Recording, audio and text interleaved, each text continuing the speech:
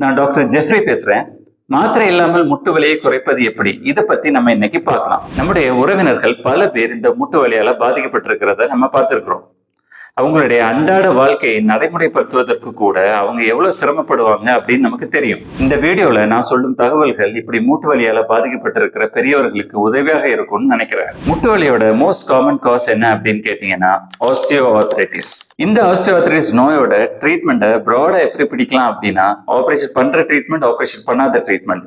Operation பண்ணாத ட்ரீட்மெண்ட்ல மாத்திரை கொடுக்குற ட்ரீட்மெண்ட், மாத்திரை கொடுக்காத ட்ரீட்மெண்ட். நம்ம இன்னைக்கு எதை பத்தி பார்க்க போறோம் அப்படின்னா மாத்திரை கொடுக்காத ட்ரீட்மெண்ட்டை பத்தி பார்க்க போறோம். இது ஒரு டீஜெனரேட்டிவ் டிசீஸ். நம்மளுடைய டிஷ்யூஸ் அண்ட் ஆர்கன்ஸோட ஸ்ட்ரக்சர் அண்ட் ஃபங்க்ஷன்ஸ்ல காலப்போக்கில் வழக்கத்துக்கு மாறாக விரைவா ஏற்படுற சரிவை தான் டீஜெனரேட்டிவ் டிசீஸ் அப்படின்னு சொல்றோம். சுலபமா புரியுற மாதிரி சொல்லணும் அப்படின்னா ஆஸ்டியோஆர்த்ரைட்டிஸ்ல நம்மளுடைய முட்டில இருக்கிற நீ ஜாயிண்ட் ஸ்பேஸ் குறையறனால போன் டேமேஜ் ஏற்பட்டு நமக்கு வலி ஏற்படுது. மாத்திரை இல்லாம வலியை குறைக்கிற ட்ரீட்மெண்ட்டை ஆக்டிவ் அண்ட் பாசிவ் ட்ரீட்மெண்ட் நம்ம வகைப்படுத்தலாம். ஆக்டிவ் ட்ரீட்மெண்ட்னா நம்மளாவே நம்மளுடைய உழைப்பு போட்டு நமக்கு ட்ரீட்மெண்ட் கொடுப்பது. பாசிவ் ட்ரீட்மெண்ட் அப்படின்னா நம்மளுடைய உடம்புல இருந்து இல்லாம வெளியில இருந்து ஒரு உதவி கிடைப்பதன் மூலம் நம்மளுடைய வலி குறைவது. ஓகே, என்னென்ன ஆக்டிவ் ட்ரீட்மெண்ட் இருக்கு அப்படின்னு பார்த்துடலாம். பிசிக்கல் தெரப்பி இல்லைன்னா எக்ஸசைஸ் பண்றது. பெரும்பாலான ஆஸ்டியோஆர்த்ரைட்டிஸ் பேஷண்ட்ஸோட உடல் எடை ரொம்ப அதிகமாகவே இருக்கும்.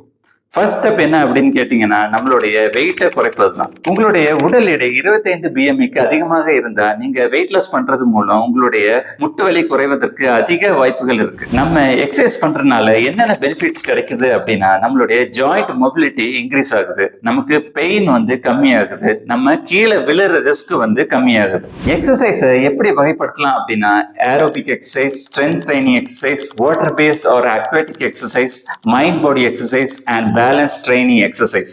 ஓகே, ஃபர்ஸ்ட் ஈஸியான எக்ஸசைஸை பார்த்துடலாம். வாக்கிங்.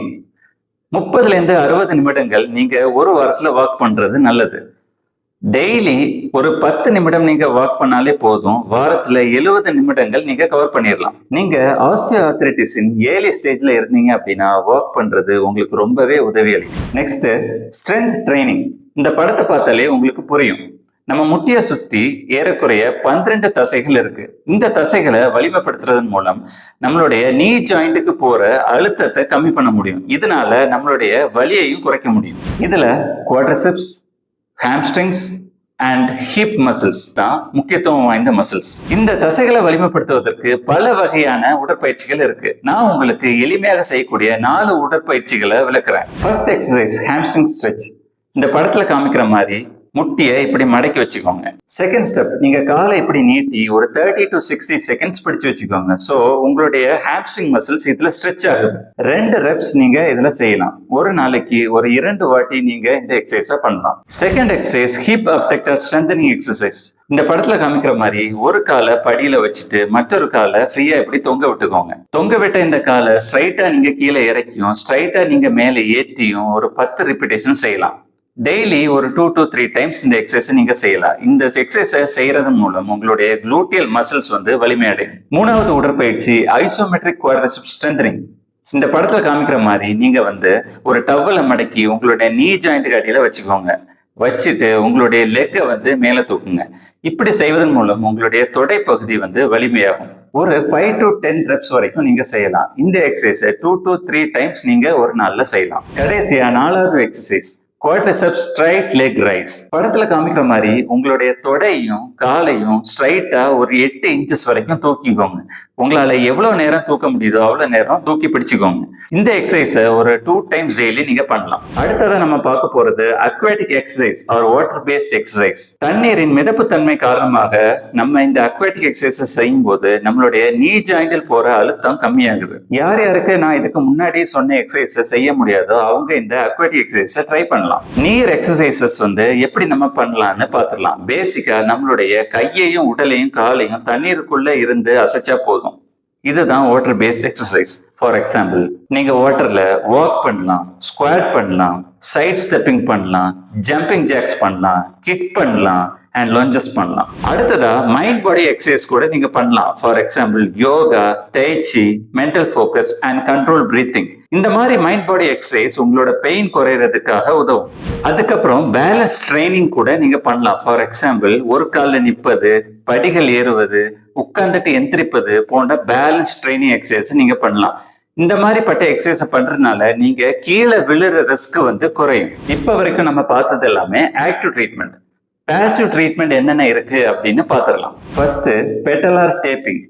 இந்த படத்துல காமிக்கிற மாதிரி உங்களுடைய நீ ஜாயிண்ட சுத்தி ஒரு நான் இரிட்டன் டேப்பை ஒட்டிடுவாங்க. இப்படி ஒட்டுவதன் மூலம் உங்களுடைய வலியை குறைக்க முடியும். அடுத்ததா நீ பிரேஸ். இந்த படத்துல காமிக்கிற நீ பிரேஸை பார்த்தா பயங்கரமா இருக்குதுல்ல. இது ஒரு அட்வான்ஸ் நீ பிரேஸ்.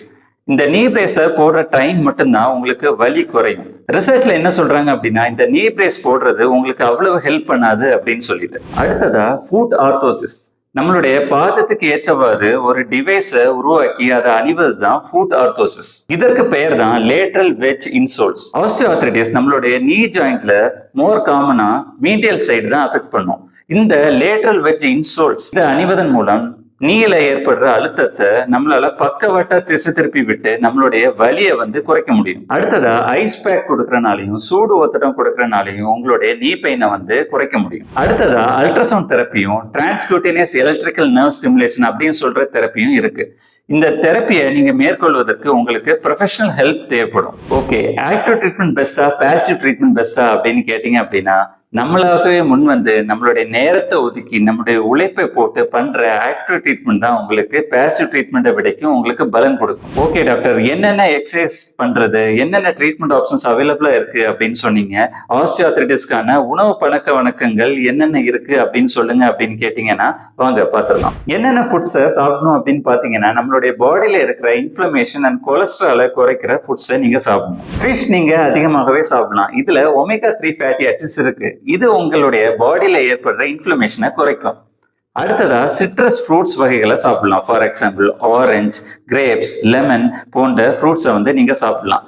இதுல vitamin C and antioxidants இருக்கு. Extra virgin olive oil, nuts, garlic, கீரை வகைகள், கிரீன் டீ இது போன்றவற்றை நீங்க சாப்பிடலாம். எந்தெந்த ஃபுட்ஸை அவாய்ட் பண்ணணும்னா, சர்க்கரை, கொழுப்பு, கார்போஹைட்ரேட்ஸ் அதிகமா இருக்கிற ஃபுட்ஸை நீங்க அவாய்ட் பண்றது நல்லது. இந்த உணவு வகைகளை நீங்க சாப்பிடுவதனால உடனே நல்ல விளைவுகளை எதிர்பார்க்க முடியாது.